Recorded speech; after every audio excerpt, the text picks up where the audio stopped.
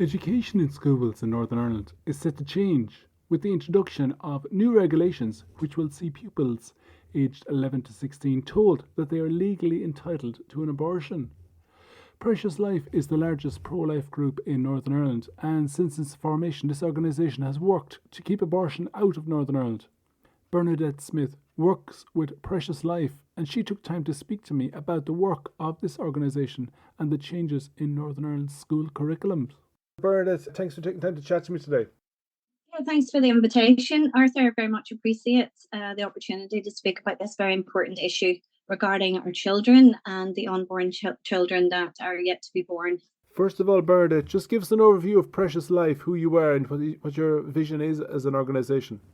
Precious Life was formed 25 years ago. I'm the founder and director. We were founded to be a voice for the unborn child and have been very active. We're a proactive organisation, actively educating young people about the horror of abortion, the development of the unborn child. We have a schools campaign called Life is Precious, which has been very successful over the years. We speak to hundreds of children through our schools outreach when we have that opportunity. We are very much involved also in the care of women with unexpected pregnancy through our Stanton Healthcare project.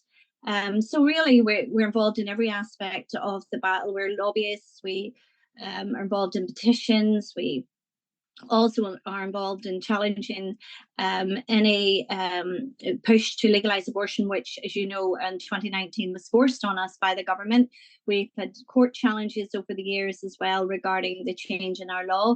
But unfortunately, in 2019, the Westminster government forced abortion on Northern Ireland while the Stormont government was in a form of suspension.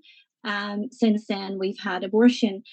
But what would you say to people who say to you that you were anti-women, that you're hateful, that you're bigoted, that you're denying women their healthcare rights? What would you say to people about this? Well, I'm very much pro-woman. I'm a feminist. I'm all about caring for women. I'm all about choice. I want women to be given real choice concerning something that will affect their body, but also something that will affect another person's body, that being the unborn child. So I don't think anyone could call me anti-women when I'm providing an amazing service called Stanton Healthcare that provides loving care and support for women who find themselves with unexpected or crisis pregnancies.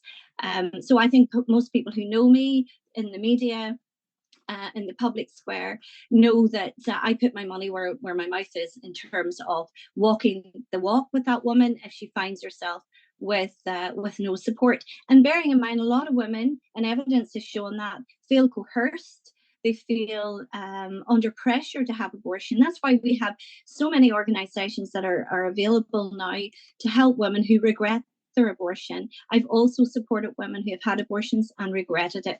So my work is all about providing a way for a woman who finds herself maybe been forced into having abortion because of circumstances that are beyond her control. We want to eliminate those circumstances, not eliminate the child. So I'm a very pro-woman feminist campaigner.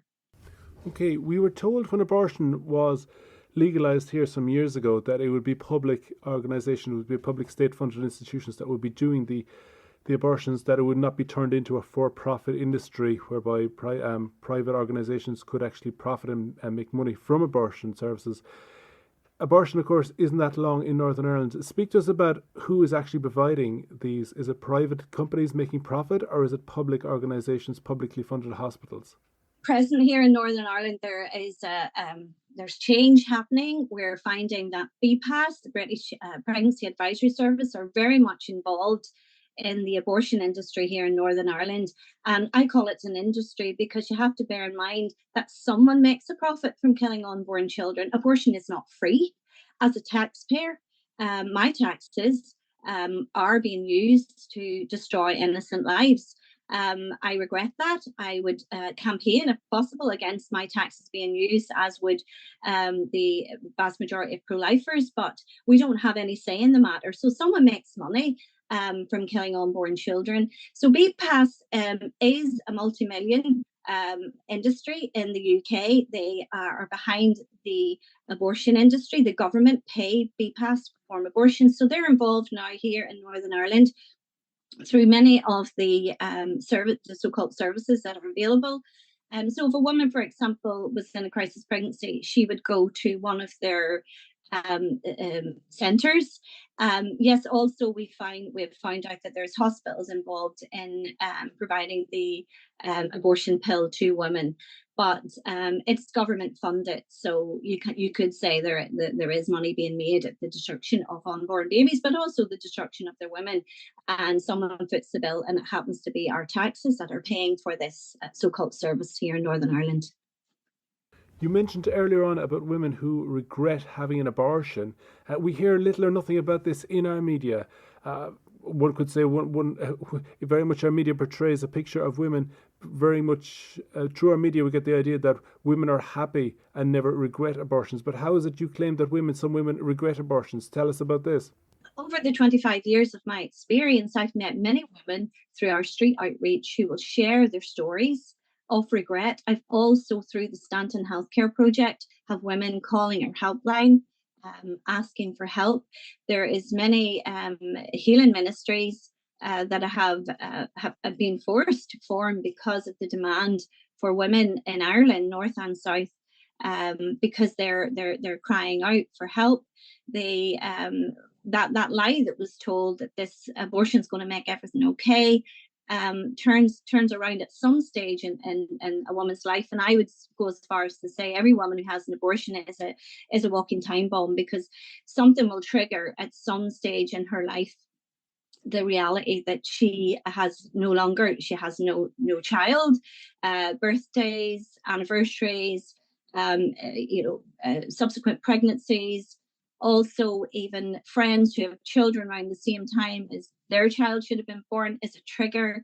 So yeah, many women do suffer, and it's not all at the same time. Obviously, if a woman's in a crisis and she feels this is the best thing for me, I can't look after this child, I don't have the finances, my partner's going to leave me. These are all circumstances. But I have found that the women I have helped, and I've helped thousands of women through difficult pregnancies, none of them have ever regretted giving birth to their child. I've never had a woman come back and said, oh, I regret that you or your colleagues helped me.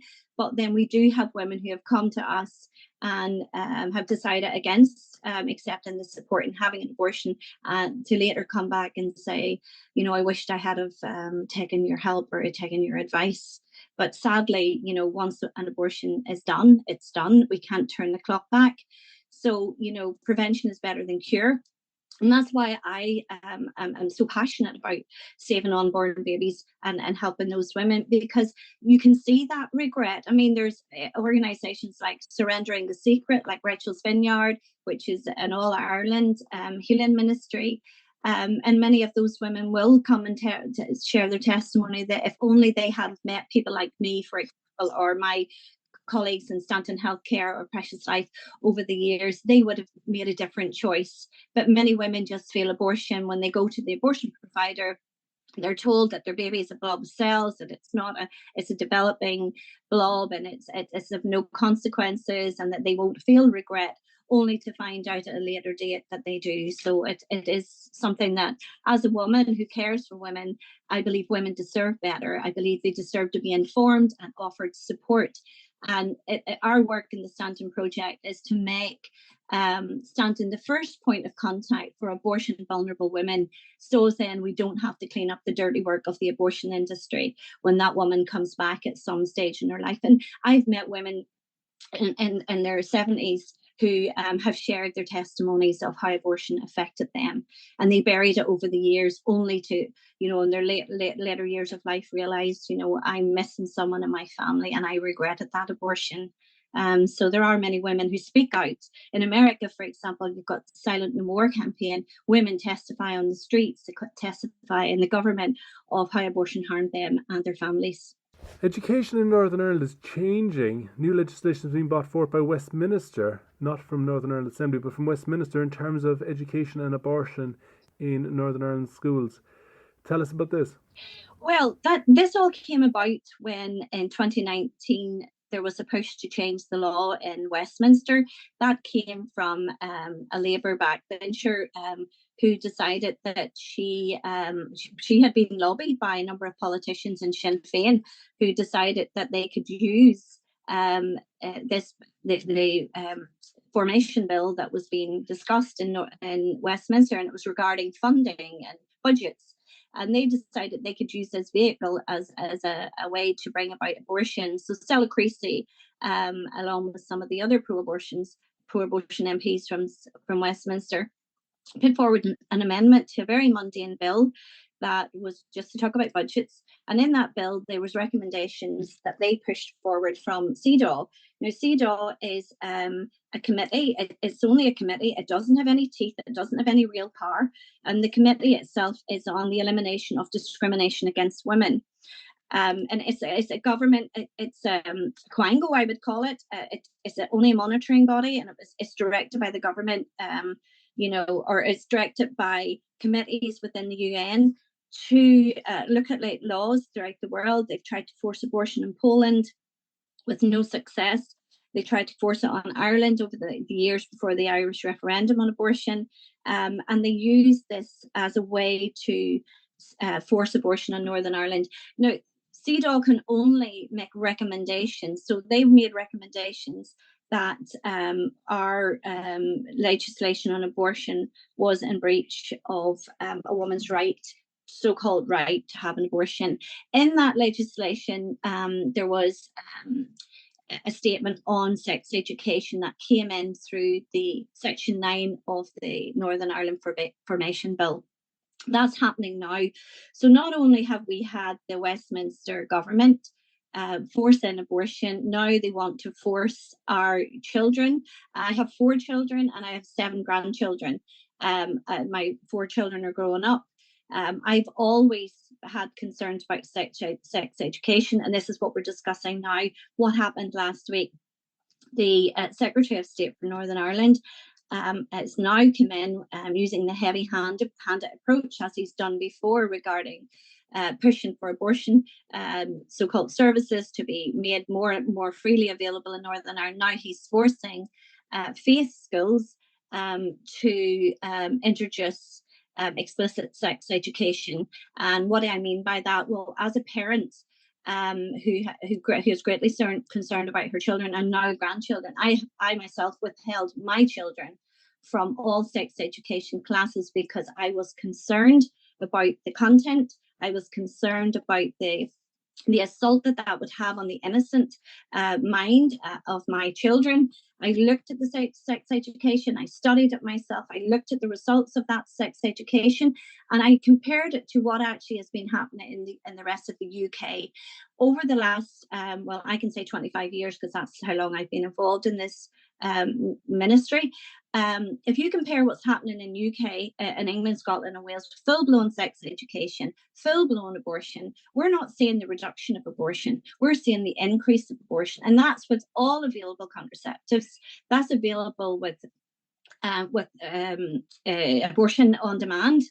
So we're seeing the horror of what's actually happened with full-blown sex education. It is not helping our women to make healthy and good decisions. What it's doing is sexualizing our young people.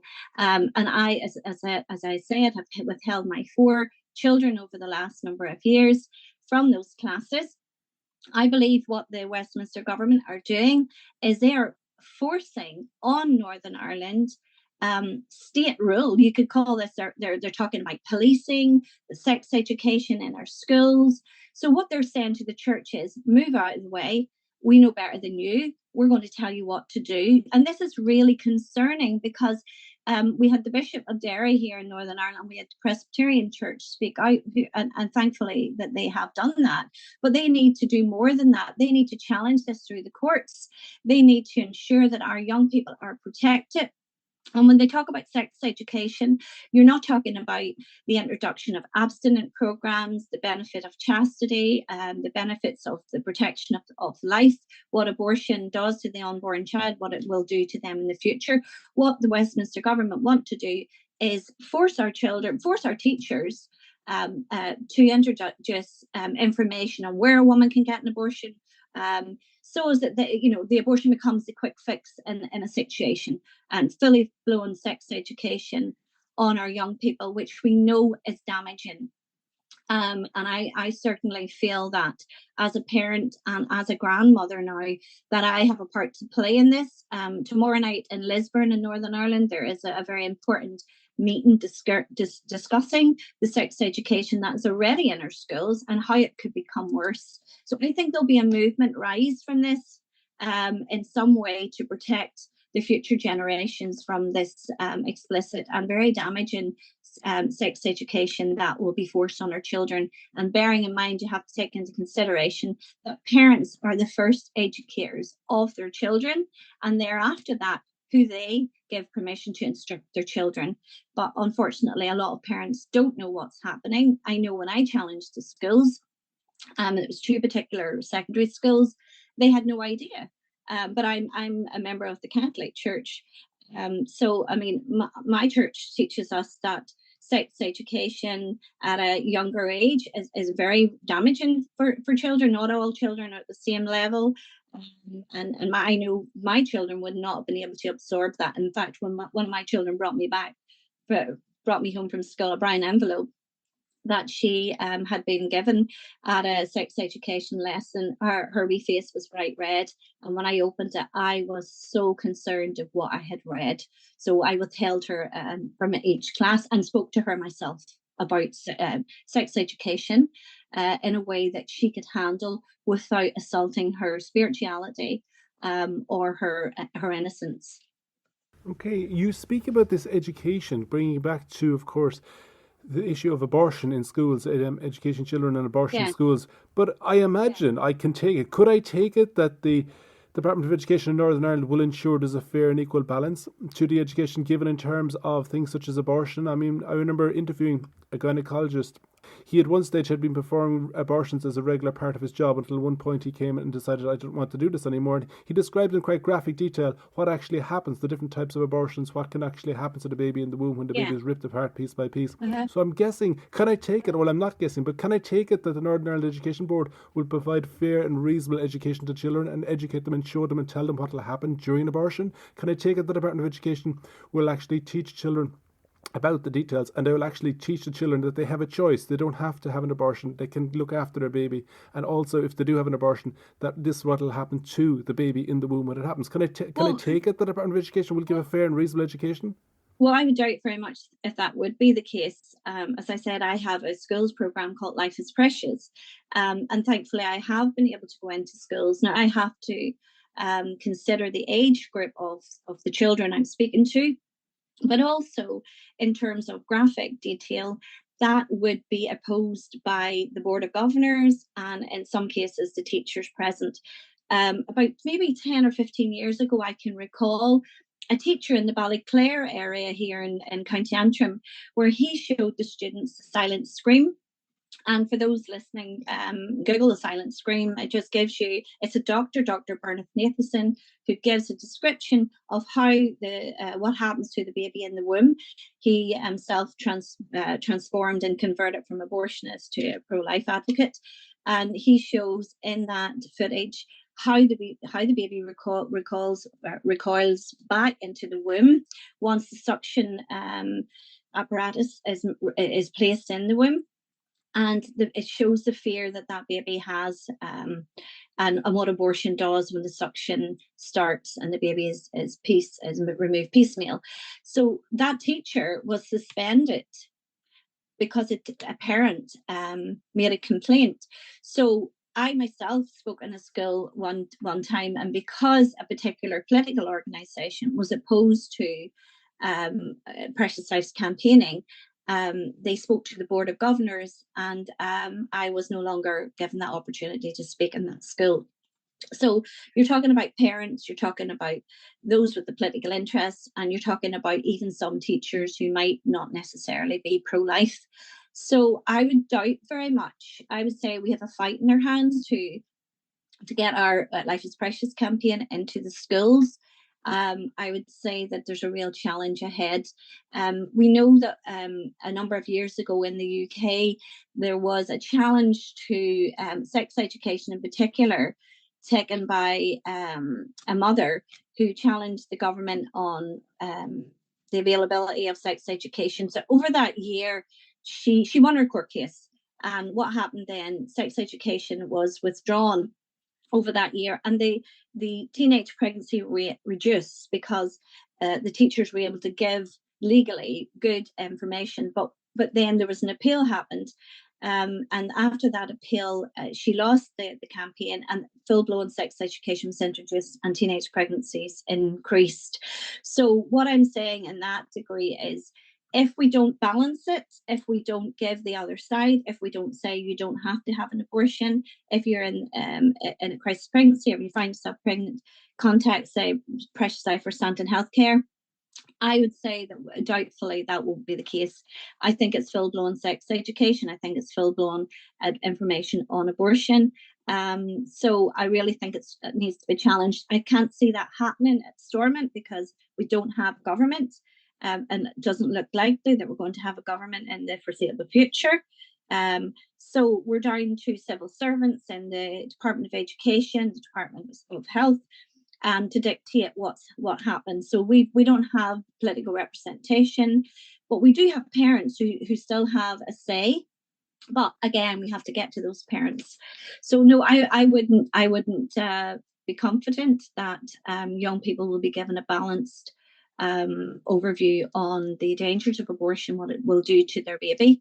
But I do know from experience of being an activist and campaigning on the street, talking to young people for years, for 25 years, that if you do give a girl, a young person, all the information and equip her to make an informed decision, many times young people will choose life for their baby if they know that support is available. That's what I'd like to see happening in schools. But I also would like our schools campaign to be given the opportunity and a platform, as much as the opposition will be on standby, like the family planning associations, who have been in schools for years and years but have not been permitted to speak in faith schools. Now they'll see this as a golden opportunity. So I think we have to up the ante as well, and go through the churches, speak to the Presbyterian Church, the Methodist Church, Church of Ireland, the Catholic Church, and see if we can get the support of these leaders that should be for our children behind us, to endorse a campaign like Life is Precious. Okay, since abortion was brought in Northern Ireland, are there being accounts kept of how many children, young children, babies and young children are not alive today as a result of abortion in Northern Ireland? Yeah, we get those figures regularly. There's over 4,138 babies have been aborted since 2020. 2019, the law was forced on us, and it was implemented at the end of March 2020. So we've lost over 4,000 innocent unborn babies to abortion. And as you know, in the Republic of Ireland, over 31,000 children are now dead since 2018. So that's 35,000 children have been lost throughout Ireland, north and south. You know, that calls for a reawakening of people's conscience. That's not what people want to see here. This is just a quick fix. Most of these abortions, I believe, are through the chemical abortion pill, which is detrimental to women as well, because it's a woman becomes personally involved in that abortion. So a woman's given an abortion pill, it starves your baby to death. It stops nutrients from being passed through the baby, and then the baby is an induced miscarriage, where the woman will pass her own baby and see the results of that baby either down the toilet or somewhere else. So most of the abortions in Ireland would be through the abortion pill. And we know that there is detrimental effects on the mother's health and also on her psychological well-being. So 35,000 babies too many have been murdered through abortion. We just have to continue to ensure that many women are offered the alternatives, because that's all we have in Ireland. It was passed through a referendum. The people in Ireland voted to allow 31,000 babies to die in Northern Ireland. The Westminster government forced it on us. I don't know if that's a consolation, but thank God we didn't vote to kill our own children, but still they are dying, and we have to rise up and be proactive about this great horror. It's the greatest human rights issue of this day, because if a mother can kill her own child, how can we say to others that killing is wrong? Because when something becomes legal, people see it as a right. But abortion can never be a right, because it's a violent destruction of an innocent unborn child who cannot defend his or her own self. So we have to be their voice. And if that means trying to get into the schools more proactively, which I am hoping to train people over the summer months, so as that in September that we can contact schools and ask for the opportunity to speak.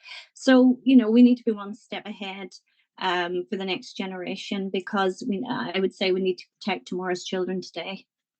And where can people find more information about Precious Life and what we're talking about today? Well, we have an active website, www.preciouslife.com. We are also very active on Facebook, Twitter and Instagram.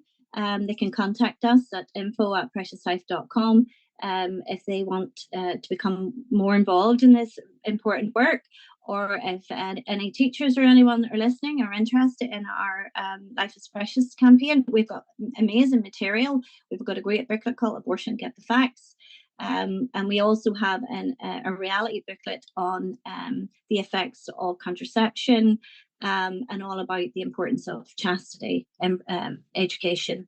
So they can contact us by email or by contacting us privately on Facebook or Instagram or Twitter. Bernadette Smyth from Precious Life, thank you so much for your time. You're very welcome, Arthur. Thanks for the opportunity.